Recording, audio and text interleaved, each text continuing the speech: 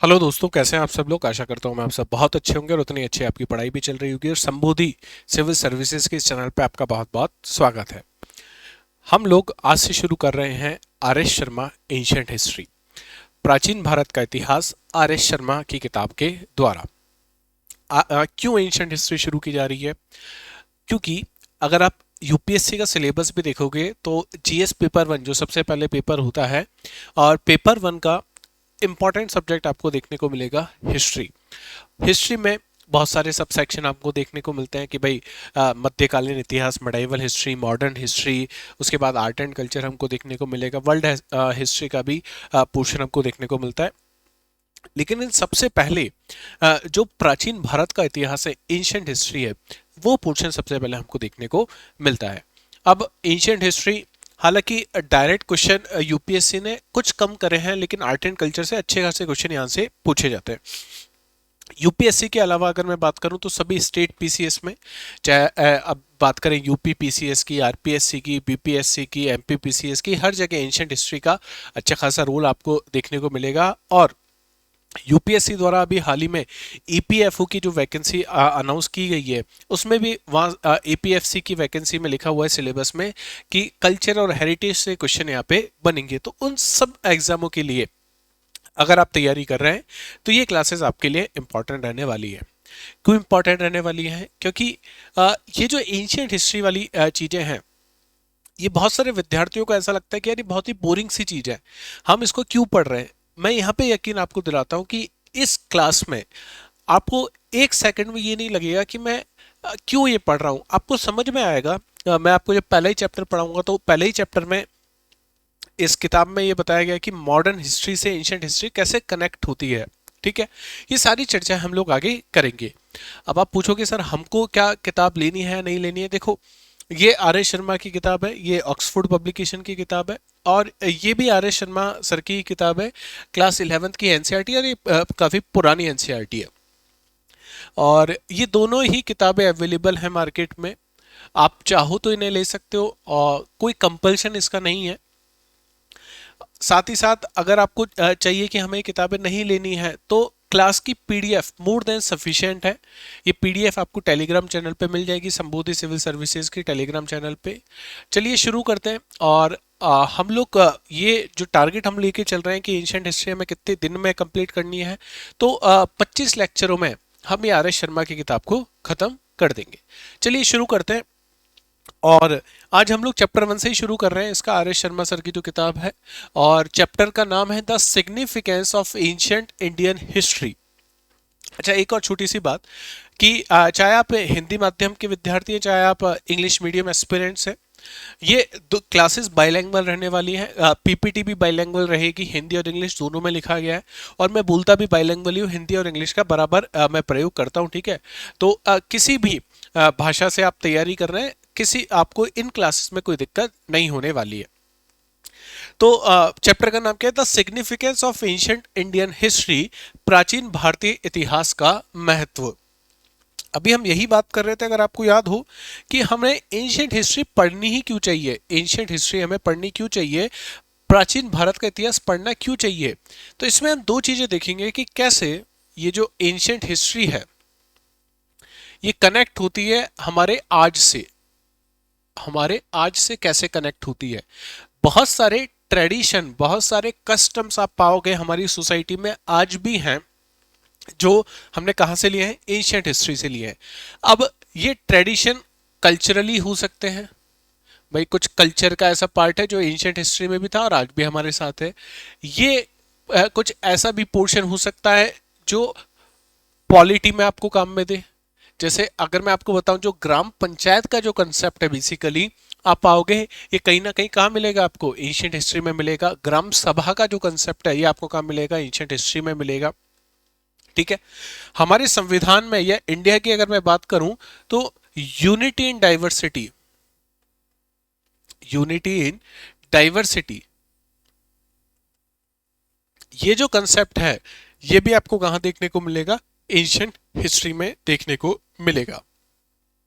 अच्छा, ये तो हमने बात करी पॉजिटिव साइड की। इसके अलावा कुछ ऐसी प्रॉब्लम जो आज हमारी सोसाइटी में है, ये प्रॉब्लम की अगर आप जड़ पे जाओगे तब भी हम कहाँ पहुंच जाएंगे, एंशियंट हिस्ट्री में पहुंच जाएंगे। जैसे हम डिस्क्रिमिनेशन की बात करें, डिस्क्रिमिनेशन हम वर्णा सिस्टम की बात करें जो बाद में कन्वर्ट हो गया कास्ट सिस्टम में, हम बात करें कि role of women in the society, तो ये सारी चीजें आपको कहाँ देखने को मिलेगी, कहीं ना कहीं एंशियंट हिस्ट्री में इसकी रूट आपको देखने को मिल जाती है।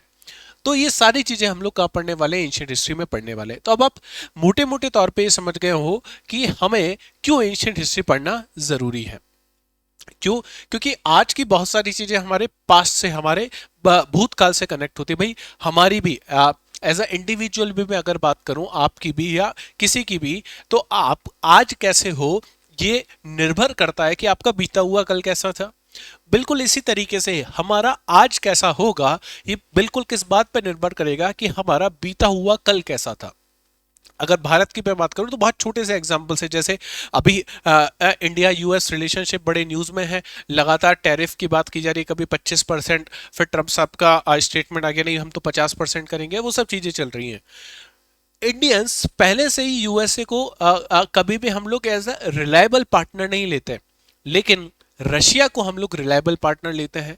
क्यों लेते हैं? क्योंकि सबके जहन में 1971 का वो युद्ध हमारे जहन में वो कहीं ना कहीं बसा हुआ है। तो हमारा आज का रिलेशन कैसा होगा ये किस पे निर्भर कर रहा है कि हमारा कल कैसा था।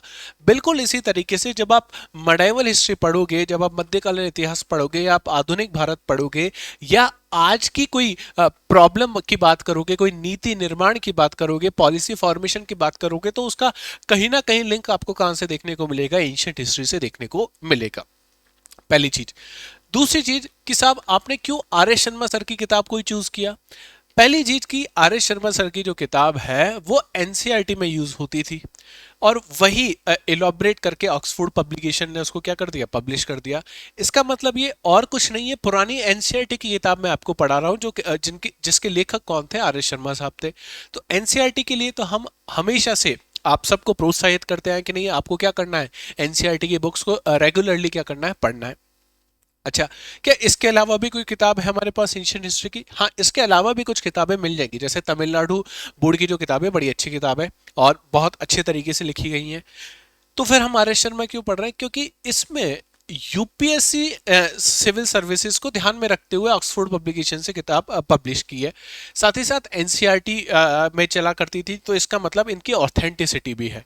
इसलिए हमने आर एस शर्मा की क्या है किताब को प्राइमरी सोर्स मान के चला है, किसके लिए, एंशिएंट हिस्ट्री की क्लासेस के लिए। ठीक है।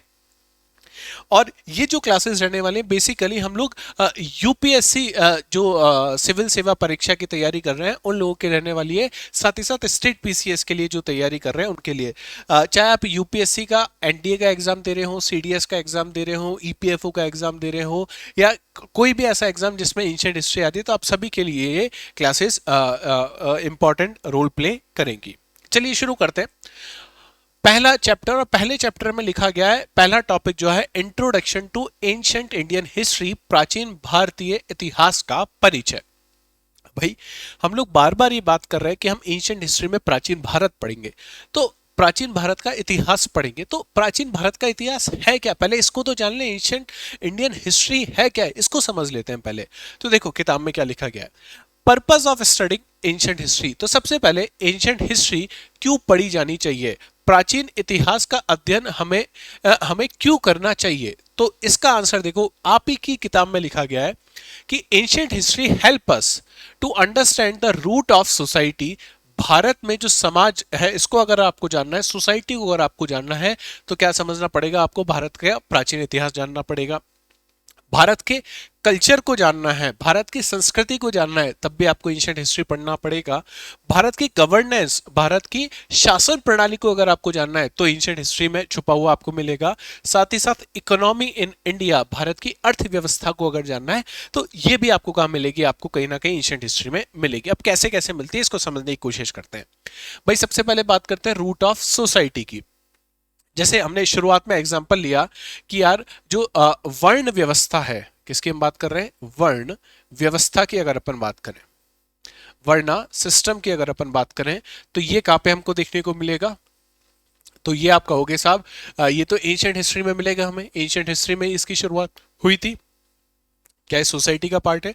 आज भी सोसाइटी की बहुत सारी प्रॉब्लम इस कास्ट सिस्टम पे आधारित है, जो बाद में किससे बना था? वर्णा सिस्टम से निकला था। तो सोसाइटी को समझने के लिए हमें कहाँ जानना पड़ेगा? भाई डिस्क्रिमिनेशन हो रहा है सोसाइटी में, हम बात करते हैं सोशल जस्टिस की, सामाजिक न्याय की, जब भी हम बात करेंगे तो कहीं ना कहीं इसी चीज पे तो निर्भर है वो सब। कल्चर की हम बात करते हैं भारत में, अगर हम बात करें एक पर्टिकुलर रिलीजन में, आज भी जो काऊ है, ठीक है, जो गाय है, उसको बहुत ही एक सेक्रेट एनिमल माना जाता है, बहुत ही पवित्र पवित्र चीज के तौर पे देखा जाता है। क्यों देखा जाता है? तो इसका भी आपको आंसर कहाँ देखने को मिलेगा? हमारे एंशियंट हिस्ट्री में, प्राचीन भारत के इतिहास में आपको देखने को मिलेगा। ठीक है, तो हमारे कल्चर की बात हुई है। गवर्नेंस की हमने बात की, तो मैं आपको बता रहा था कि ग्राम सभा, ग्राम पंचायत, इवन डेमोक्रेसी भी कहीं ना कहीं कुछ हद तक आपको कहाँ देखने को मिलती है? हमारे प्राचीन भारत में देखने को मिलती है। साथ ही साथ इकोनॉमी इन इंडिया, आज भी आपका, हम इकोनॉमी की कोई भी किताब पढ़ेंगे तो आप ये पाओगे कि भारत में 50% के करीब लोग किससे जुड़े हुए हैं? प्राइमरी एक्टिविटी से जुड़े हुए हैं, प्राथमिक जो भी कार्य प्रणाली है उससे जुड़े हुए हैं, जिसमें एग्रीकल्चर बहुत ही इंपॉर्टेंट रोल प्ले करता है। तो भारत की करीब 50% जनता डायरेक्टली और इनडायरेक्टली किस पे जुड़ी हुई है? एग्रीकल्चर पे जुड़ी हुई है। तो ये क्या आज ही है? तो आप कहोगे नहीं, है हमेशा से भारत की इकोनॉमी ऐसी ही रही है। तो ये सारी चीजें हमको कहां से मिल रही हैं? एंशियंट हिस्ट्री से हमें देखने को मिल रही है। ठीक है, ancient India's history is a blend of diverse culture. बहुत सारे कल्चर्स, जैसे हम पढ़ते हैं कि भाई इंडिया में बाहर से कुछ लोग आए, कुछ लोग आए मतलब बाहर से, आप देखोगे इंडिया में ग्रीक आए, है ना, कुषाण आए, कुषाण आते हैं। उसके अलावा बहुत सारे और कल्चर आपको देखने को मिलेंगे। फिर टर्क, लास्ट में आपको टर्क्स देखने को मिलेंगे। मुगल्स आ जाते हैं मडाइवल में। तो इंडिया में ये सब कल्चर आपको कहीं ना कहीं किसी ना किसी तौर पे देखने को मिलेगा। जैसे जब आप बुद्धिज्म और बुद्ध की प्रतिमाओं की आप बात करोगे तो आप अलग अलग शैलियां पढ़ोगे कि बुद्ध की प्रतिमा कहीं पे आंखें, जैसे अमरावती में आप देखोगे तो वहां पे अलग तरीके से बुद्ध को बनाया जा रहा है, बुद्ध की प्रतिमा को बनाया जा रहा है। अगर आप नॉर्थ वेस्टर्न इंडिया में आप देखोगे तो वहां पे बुद्ध की प्रतिमा अलग तरीके से बनाई जा रही। तो किसको दर्शा रहा है? इंडिया के डाइवर्स कल्चर को बता रहा है। पॉलिटिकल सिस्टम, इंडिया में पॉलिटिकल सिस्टम आप सोचो कैसे हम लोग एक हंटिंग और गैदरिंग, हंटरर और गैदरर से किस तरीके से हम लोग गांव में बसे होंगे। गांव से हम लोग एक इंडस वैली सिविलाइजेशन, जो एक अर्बन सोसाइटी थी, वहां पे हम पहुंचे। कैसे वो अर्बन सोसाइटी खत्म होती है और उसके बाद हम लोग हम पहुंचते हैं महाजनपद पे, उससे पहले जनपद बनेंगे। तो ये सारी चीजें भी हमको कहाँ देखने को मिलेगी? उनका कैसा पॉलिटिकल सिस्टम रहेगा। आप देखोगे कि एक ऐसा राजा था जिसने ब्यूरोक्रेसी का बहुत अच्छे से यूज किया। एक ऐसा राजा था जिसके टाइम पे बाहर के लोग बहुत सारे इंडिया में आ रहे थे और इंडिया के बारे में बहुत सारी चीजें लिख रहे थे। तो ये सारे पॉलिटिकल सिस्टम के बारे में हम लोग बात करेंगे, एंड इकोनॉमिक प्रैक्टिसेस और आर्थिक जो व्यवस्थाएं थी, प्रथाएं थी, उनके बारे में हम लोग बात करेंगे। अच्छा, अब सबसे इंपॉर्टेंट क्वेश्चन जो हमारे लिए है कि what are the relevance of ancient Indian history to civil service preparation. भाई हम लोग तो सिविल सेवा परीक्षा की तैयारी कर रहे हैं ना, हम लोग ये प्राचीन भारत का इतिहास क्यों पढ़े? जैसे आपने बहुत लोगों से सुना होगा ना, यार इतिहास, इतिहास तो कल की चीजें, तो हमें आज क्यों पढ़ना है? भाई फिर से वही बात, अगर आपको आपका आज समझना है तो आपको अपना बीता हुआ कल जानना पड़ेगा। आज की जो समस्या है वो ऐसा नहीं है आज ही पैदा हुई है। भाई आपने आज से 2 दिन पहले हो सकता है आइसक्रीम खाई हो और आज आपका गला खराब हो गया हो, जैसे मेरा अभी हो रहा है, मुझे कोल्ड हो रहा है। तो इसका मतलब क्या है? मैंने 2 दिन पहले ये काम किया है ना, तो मेरा जो भूतकाल है वो प्रभावित कर रहा है मेरे वर्तमान को, मेरा जो पास्ट है वो इफेक्ट कर रहा है मेरे प्रेजेंट को, और it will also impact my future. ये मेरा भविष्य भी क्या करेगा? किसी ना किसी हद पे प्रभावित करेगा। अब एज अ सिविल सर्वेंट आपका काम क्या है? भाई मेरा काम होगा या आपका काम होगा नीति निर्माण करना, पॉलिसी बनाने का काम, या समाज में जो चीज हो रही है, जैसे अगर आप आईपीएस लगते हो तो लॉ एंड ऑर्डर को संभालने का आपका काम है। लॉ एंड ऑर्डर संभालने के लिए आपको पता तो होना चाहिए कि सोसाइटी में लॉ एंड ऑर्डर की जो व्यवस्था है वो कब आई, कैसे आई, और ये किस किस तरीके से डैमेज की जा सकती है, इसके पीछे कौन कौन से कारक इसके पीछे जिम्मेदार हो सकते हैं। तो वो सब चीजें आपको कहाँ देखने को मिलेंगी? हमारे इतिहास में देखने को मिलेंगी। This chapter is crucial for understanding modern India's socio-political issues and lays the foundation for the questions on history and culture. यह अध्याय आधुनिक भारत के सामाजिक और राजनीतिक मुद्दों को समझने के लिए महत्वपूर्ण है। तो ये किताब भी देखो क्या करिए कि सामाजिक और राजनीतिक मुद्दों को समझने के लिए आपको ये पढ़ना जरूरी है। और इतिहास और संस्कृति के जो सवाल आएंगे भाई, अगर यूपीएससी ने सिलेबस में रखा है तो उसको तो हल करना ही है हमें, हमारा प्राइमरी ऑब्जेक्टिव तो वो है ही। ठीक है, आगे चलते हैं। पहला कंसेप्ट जो इस चैप्टर 1 में है वो है यूनिटी इन डाइवर्सिटी। और ना केवल इस चैप्टर में आपको देखने को मिलेगा, इस एनसीईआरटी में देखने को मिलेगा।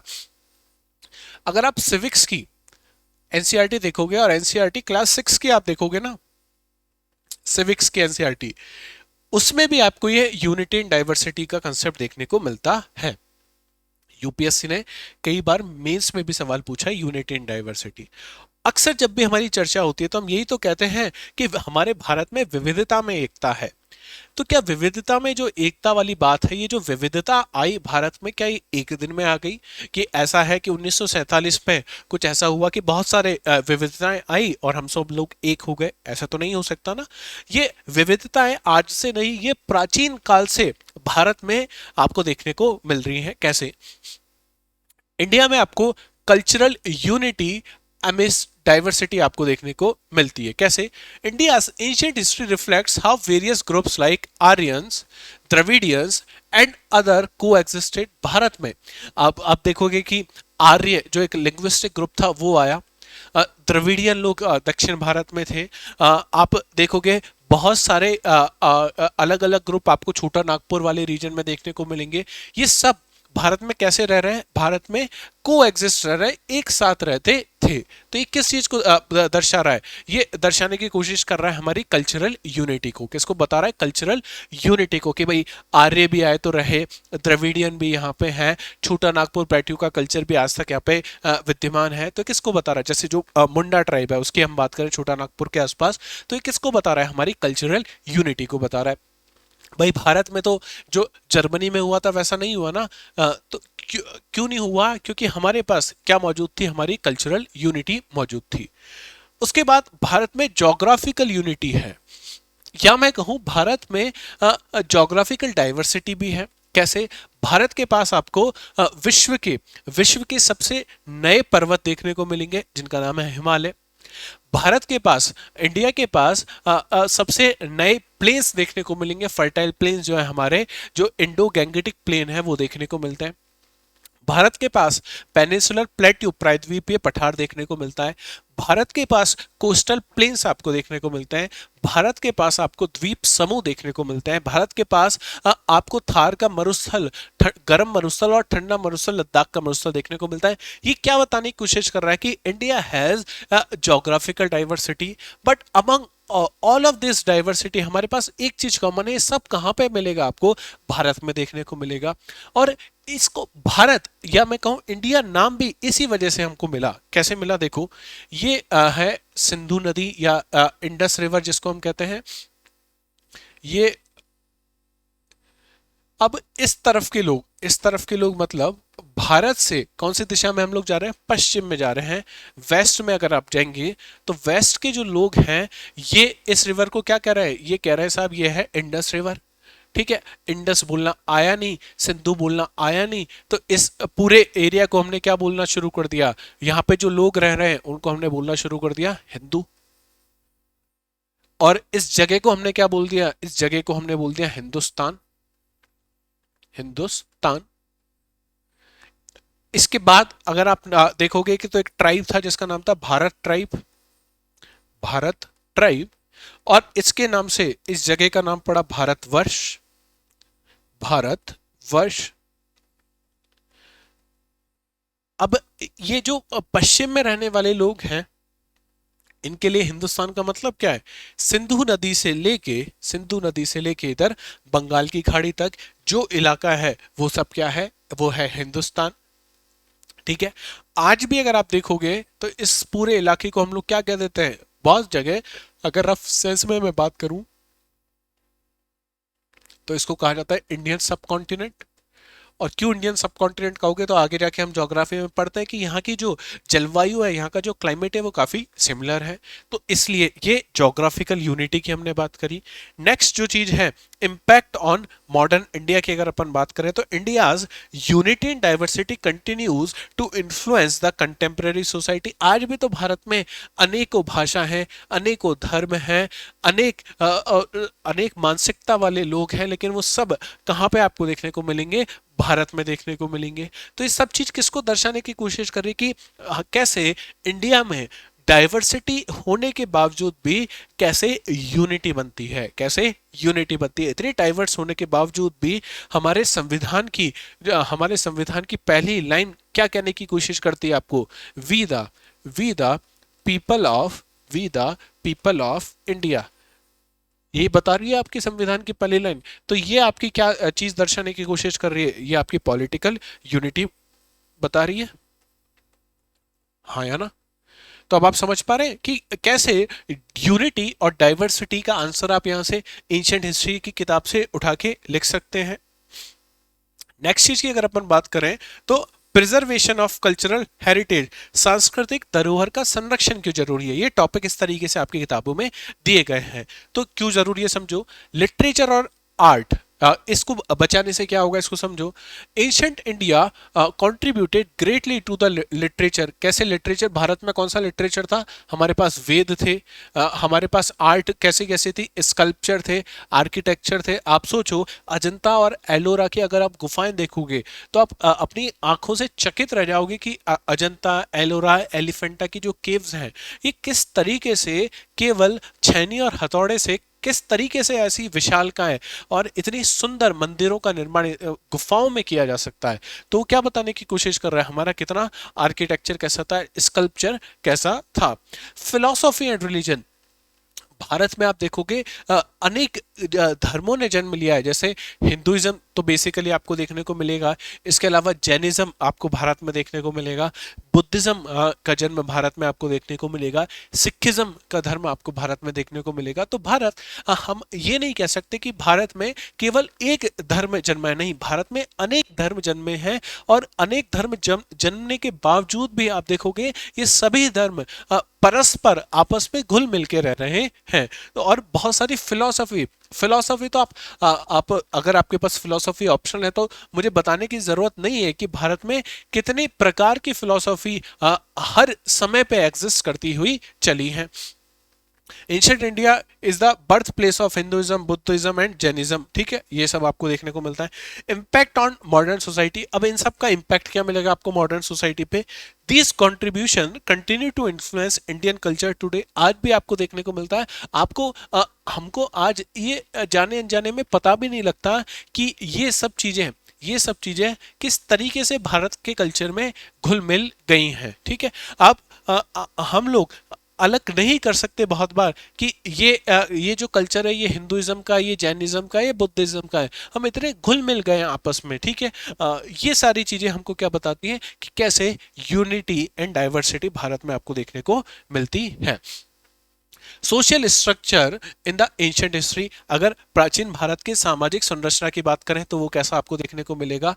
तो प्राचीन भारत में आपको क्या देखने को मिलता है? कास्ट सिस्टम, या मैं कहूं वर्णा सिस्टम। तो जैसे वैदिक कल्चर खत्म होगा आप पाओगे ये वर्णा सिस्टम बहुत ही तरीके से अलग अलग तरीके से इंडियन सोसाइटी में क्या होने शुरू हो गया, होना शुरू हो गया। और जिसका इम्पैक्ट आपको कहाँ देखने को मिलता है? जिसका इम्पैक्ट आपको गांधी जी और अंबेडकर के बीच में देखने को मिलता है, जहां पे गांधी जी वर्णा सिस्टम को क्या मानते हैं? सही मानते हैं, और अंबेडकर साहब उस सिस्टम को क्या मान रहे हैं? गलत मान रहे हैं। तो इम्पैक्ट हो रहा है मॉडर्न सोसाइटी में। आगे जब आप पढ़ोगे पॉलिटी में, हमारे संविधान में, तो आर्टिकल नंबर 15 और 16, इवन 17 भी जो डिस्क्रिमिनेशन अनटचेबिलिटी की बात करता है, वो रिजर्वेशन के जब 15-16 आर्टिकल बात करते हैं तो किसके बेसिस पे है? वो इसी के बेसिस पे मिले हैं आपको। तो कास्ट सिस्टम आपको देखने को मिलता है। फैमिली एंड किनशिप, परिवार जो है भारत में आज भी आप देखोगे तो हम सब लोग यही चाहते हैं। जैसे मैं बहुत ही बेसिक उस पर बात करूं तो मानो कि कल को आप आईएएस लग गए, तो आप सबसे पहले क्या चाहोगे, यार मुझे होम कैटर मिल जाए। क्यों मिल जाए होम कैटर? ताकि मैं परिवार के साथ रह सकूं। ये आपकी मेंटेलिटी है। हम लोग बाहर नहीं भागना चाहते। क्यों? क्योंकि परिवार जो है प्राचीन भारत में भी अगर आप देखोगे ये बुनियादी सामाजिक इकाई थी, बेसिक सोशल यूनिट था, और आज भी वो इंट्रिंसिक तरीके से हमारे दिमाग में बैठा हुआ है। डिटरमाइनिंग रोल्स एंड इनहेरिटेंस, और जो भूमिकाओं और विरासत का निर्धारण करता था। तो आज भी जो पिताजी का है वो आपको मिलेगा। ये किस तरीके से निर्धारित हो रहा है? इसमें केवल संपत्ति की बात नहीं हो रही है, संपत्ति के अलावा भी बहुत सारी ऐसी चीजें हैं, कुछ अच्छी चीजें जो आपकी फैमिली में चली आ रही हैं वो इनहेरिटिकली आपको मिल जाती हैं। रोल ऑफ वीमेन की अगर अपन बात करें तो शुरुआत में अगर प्राचीन भारत में आप देखोगे तो महिलाओं का जो कद था वो काफी अच्छा था, काफी सम्मानीय पद था।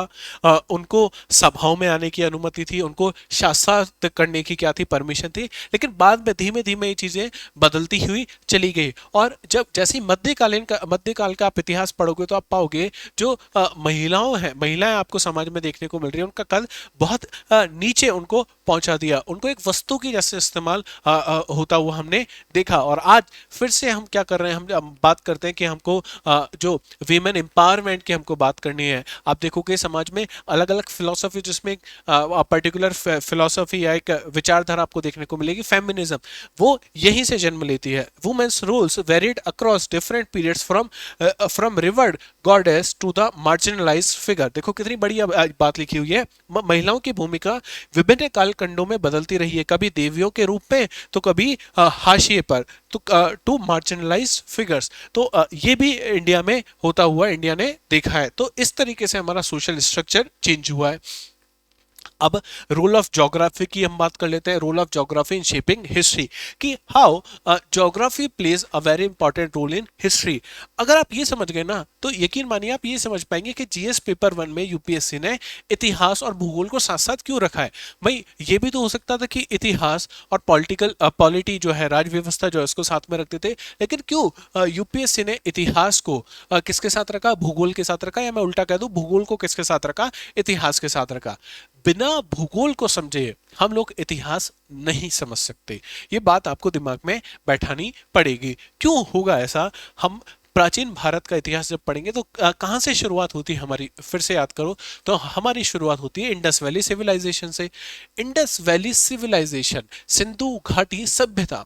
अब सिंधु किसका नाम है? नदी का नाम है। अच्छा, नदी के आसपास ही सभ्यताओं का निर्माण हुआ, ऐसा ही है ना कि जितनी भी मेजर नदी, चाहे हम बात करें अफ्रीका की नील नदी, भारत की सिंधु नदी, चीन की येलो नदी, इसके आसपास ही तो किसका निर्माण हो रहा है, सभ्यताओं का निर्माण हो रहा है। तो इसका मतलब नदी कुछ ना कुछ तो रोल प्ले कर रही होगी। और नदी किसका अंग है? नदी भूगोल का अंग है, ज्योग्राफी का एक बहुत इंपॉर्टेंट सब्जेक्ट मैटर है। तो role of geography in shaping history, सबसे पहले natural boundaries. The Himalayas and the rivers protected India from the invasion and influence settlement. Himalaya और नदियां भारत को आक्रमणों से बचाती थी और बस्तियों को प्रभावित करती थी। तो बस्तियों को तो आज भी आप देखोगे प्रभावित कर रही हैं। कैसे?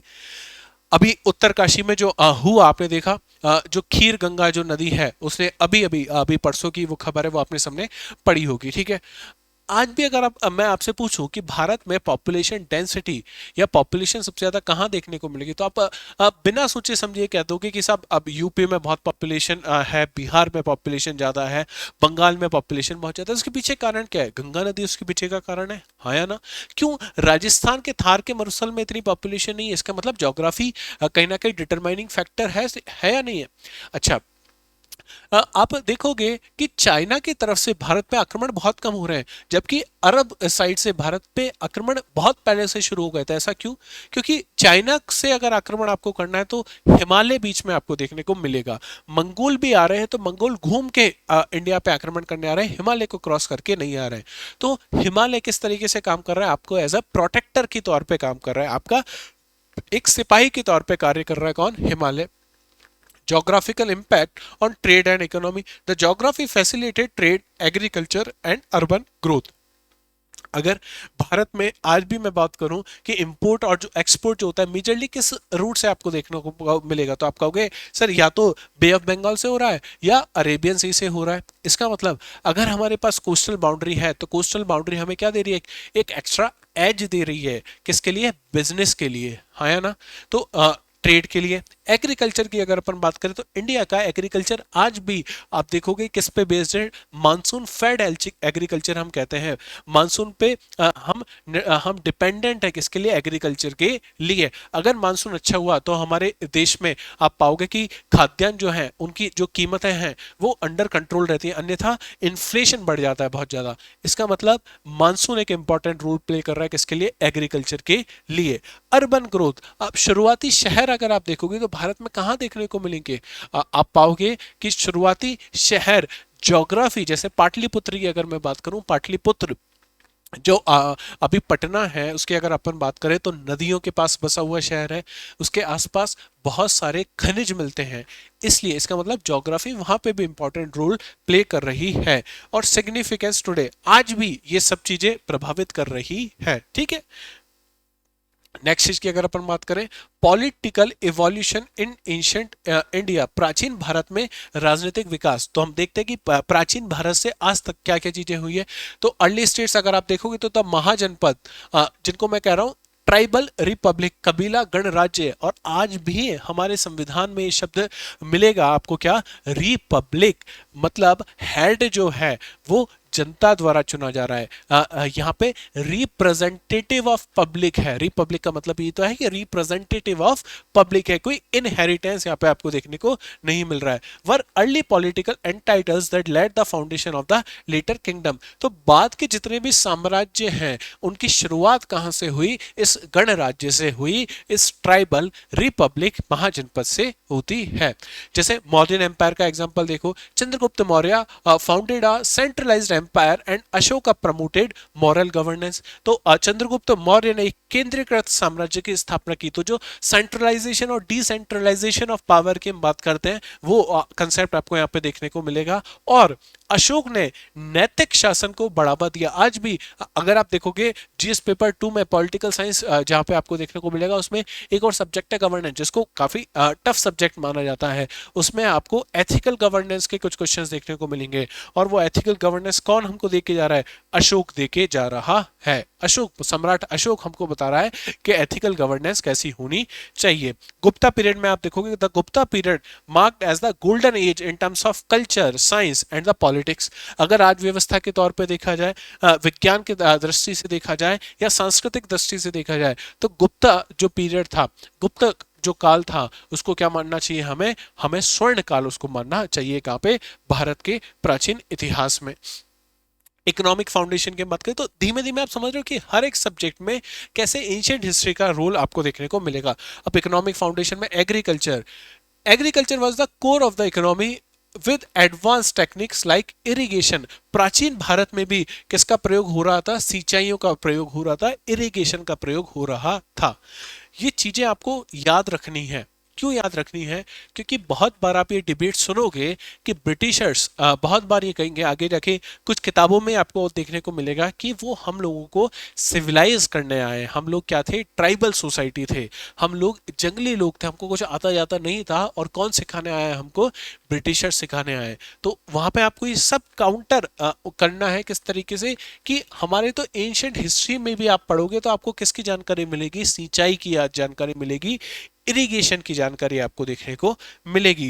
एंशिएंट हिस्ट्री में ही भारत में ट्रेड हो रहा था with a thriving internal and external trade. ना केवल भारत में हम लोग ट्रेड कर रहे थे, बल्कि भारत के बाहर जैसे मेसोपोटामिया तक भारत का ट्रेड आपको देखने को मिल रहा था। अर्बनाइजेशन, हड़प्पा, पाटलिपुत्रा, ये कैसे शहर थे, ये अर्बन अर्बन इकोनॉमीज थी। कैसी थी, शहर थे ये, शहर, ग्राम, गांव नहीं थे। आप पाओगे हड़प्पा, मोहनजोदारो, ये सब क्या है, ये शहर है। शहर किसको कहते हैं हम लोग, शहर उन जगहों को कहोगे आप जहां पे लोग प्राइमरी एक्टिविटी के अलावा और भी बहुत सारी एक्टिविटीज में इंडल्ज हैं।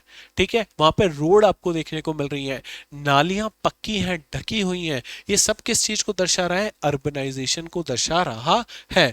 आज भी इंडिया का जो ड्रेनेज सिस्टम है, आप यकीन नहीं करोगे कि भारत में जो सबसे प्लान्ड सिटी जो आफ्टर इंडिपेंडेंस बनी, जिसको हम चंडीगढ़ के नाम से जानते हैं, वहां पे जो ग्रिड पैटर्न यूज किया है हमने, वो हमने कहां से लिया है? वो हमने हड़प्पा के शहर से लिया है। ठीक है।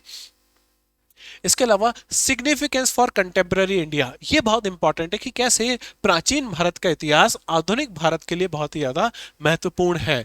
लेसन फॉर द गवर्नेंस, तो एंशिएंट गवर्नेंस के जो मॉडल्स है specially from the Mauryas and Guptas offer a valuable lesson for the governance. अभी अभी मैं, मुझे पता है आपके दिमाग में चल रहा होगा कि सर आप मेरे को ये तो बता ही नहीं रहे कि गवर्नेंस के मॉडल कौन कौन से थे। जब हम गुप्ता पढ़ेंगे, जब हम मौर्यास पढ़ेंगे, तो मैं आपको ये सारे मॉडल्स भी बताऊंगा कौन कौन सी पॉलिसीज रही। लेकिन अभी इतना सा समझो कि उस समय इतने अच्छे मॉडल थे उनके पास कि आज हमने उनको फॉलो किया है, आज 2025 तक उनको हम फॉलो करते आ रहे हैं। Cultural identity, understanding the ancient India's cultural contribution help to preserve Indian identity. Bharat और भारतीयता को कैसे बचाया जा सकता है, तो आप देखोगे कि अगर अगर भारत और भारतीयता को बचाना है तो भारत का कल्चर बचाना बहुत ज्यादा जरूरी है।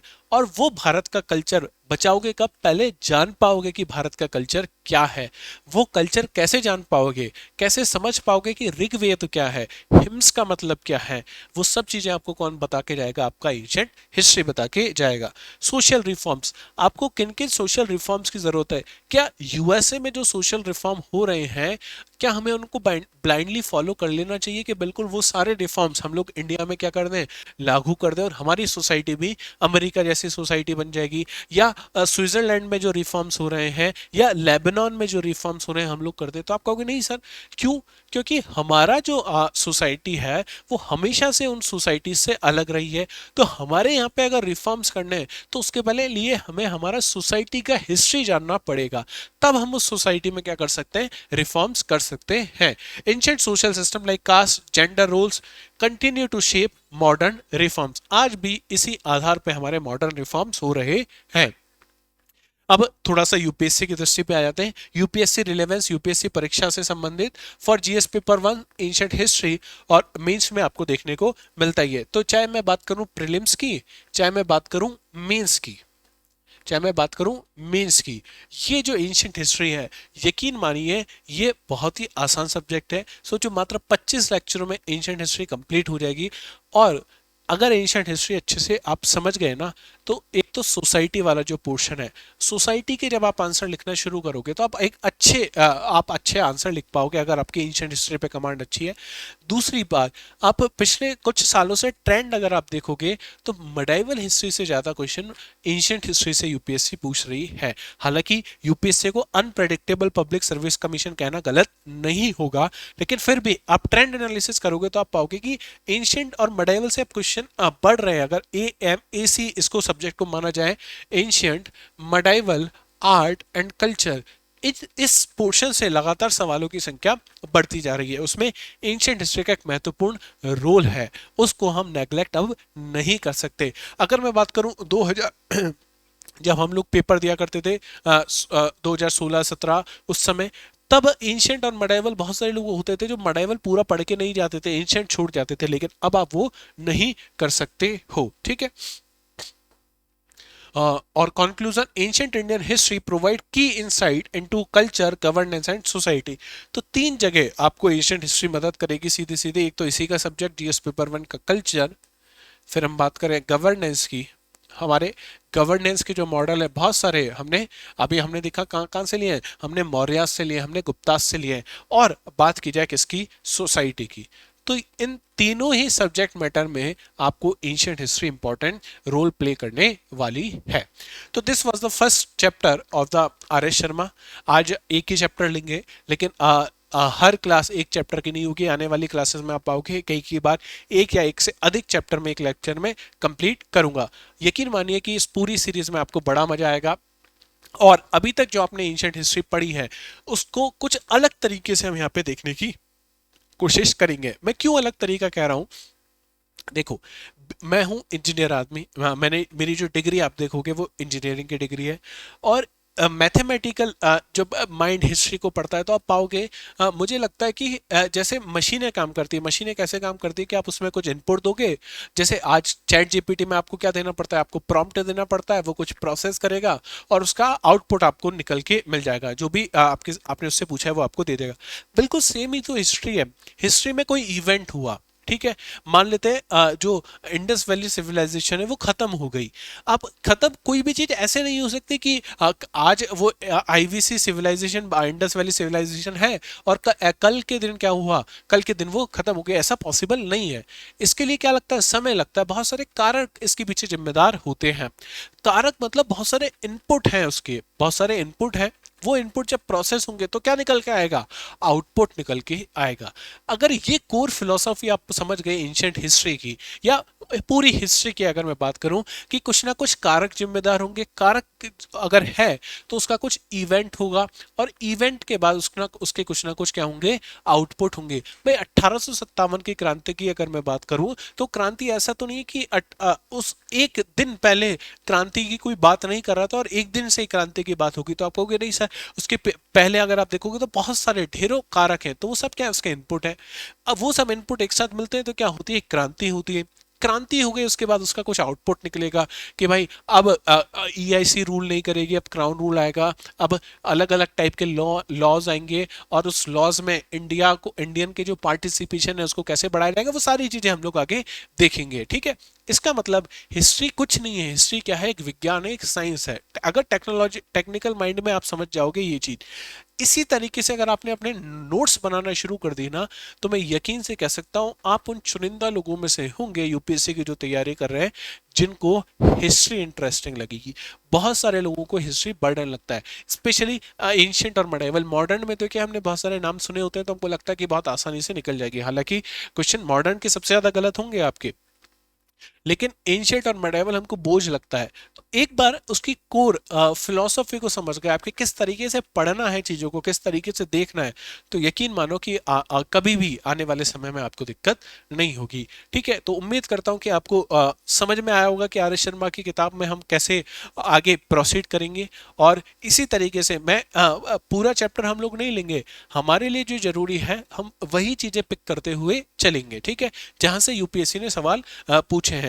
अब चैप्टर नंबर 1 और 2 से यूपीएससी ने सवाल नहीं पूछा है, लेकिन इसका मतलब ये नहीं कि जरूरी नहीं है, ये आपको एक फंडामेंटल आइडिया दे देगा कि हमें हिस्ट्री कैसे और क्यों पढ़नी चाहिए। जब हम चैप्टर 2 पढ़ेंगे तो चैप्टर 2 में अलग अलग टाइप की जो सोच है, अलग अलग जो थिंकर्स हैं उनके बारे में बात की जा रही है कि जब मैक्स मुलर लिखेगा तो वो कौन सी अप्रोच के साथ हिस्ट्री को लिखेगा, इंडिया की हिस्ट्री को।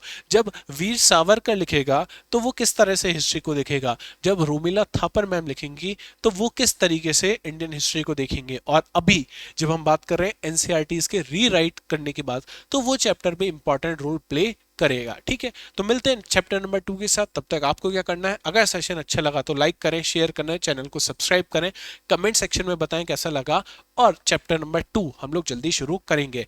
आपको क्या करना है, आर एस शर्मा की किताब आपके पास होनी चाहिए, अगर ऑनलाइन मिल जाए तो बहुत अच्छी बात है, पीडीएफ फॉर्मेट में, नहीं तो ऑफलाइन एनसीईआरटी किताब मिल जाएगी, महंगी किताब नहीं खरीदनी, एनसीईआरटी वाली चल जाएगी। और अगर कुछ भी नहीं हो पा रहा है तो ये जो पीडीएफ है ये टेलीग्राम चैनल पे अपलोड होती रहेगी, और आपको क्या करना है, वहां से वो डाउनलोड करके अपने सामने रखनी है। नोट्स बनाने जरूरी हैं, एनसीईआरटी में मैं नहीं कहता, लेकिन यहाँ पे कह रहा हूँ नोट्स बनाने जरूरी हैं। तो मिलते हैं चैप्टर नंबर 2 के साथ नेक्स्ट क्लास में, तब तक अपना ध्यान रखिए। जय हिंद, जय भारत।